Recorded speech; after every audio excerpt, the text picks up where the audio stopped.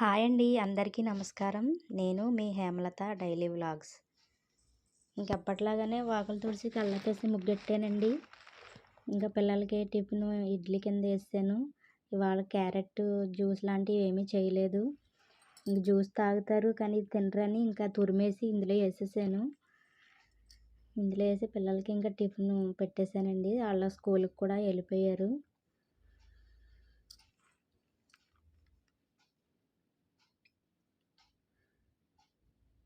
ఇంకా కొబ్బరికాయలు ఉంటే అవి ముక్కల కింద కోసి అవి పైకి కిందకి తిప్పుతూ సరిపోతుందండి వీటితోటి. ఎందుకంటే మాకు గుడంత ఉందండి అమ్మవారిది.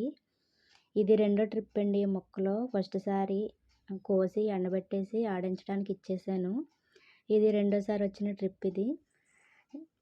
ఎందుకంటే మనం వచ్చిన చెక్కలు అమ్మేసుకునే కన్నా మనమే కొంచెం ఓపిక తెచ్చుకుని మనం శుభ్రం చేసుకుని ఎండబెట్టుకున్నాం అనుకోండి, మనకి చాలా రోజులు కొబ్బరి నూనె అనేది ఇబ్బంది లేకుండా చాలా రోజులు వస్తుంది.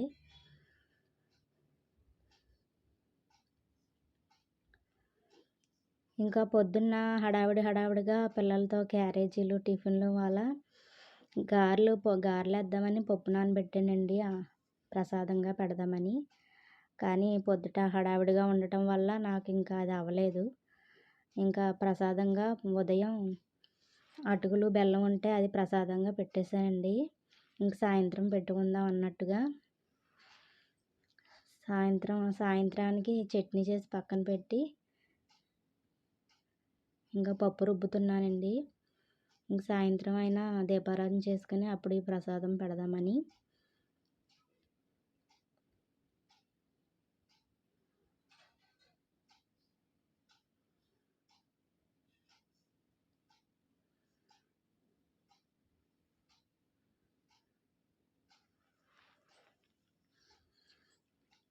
షార్ట్స్లో ఉంటుందండి. అమ్మవారిని చూడాలనుకుంటే స్టార్టింగ్లో ఉంటాయండి. అమ్మవారి గుడి అది చూడాలనుకున్నవారు షార్ట్స్లో ఉంటారండి.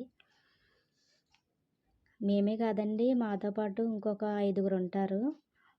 సంవత్సరం అంతా ఒకళ్ళ తర్వాత ఒకళ్ళు చేస్తాము. మొన్న మాదే వంతు వచ్చింది. అమ్మవారి సేవ చేసుకోవడం అనేది చాలా అదృష్టంగా భావిస్తాము. ఇంకా గారెలు వేసేసి దేవుడి కాడ దీపారాధన చేసుకుని ప్రసాదంగా గారెలు పెట్టానండి. ఇంకా మా వీడియోస్ నచ్చితే లైక్ చేయండి, షేర్ చేయండి, సబ్స్క్రైబ్ చేసుకోండి.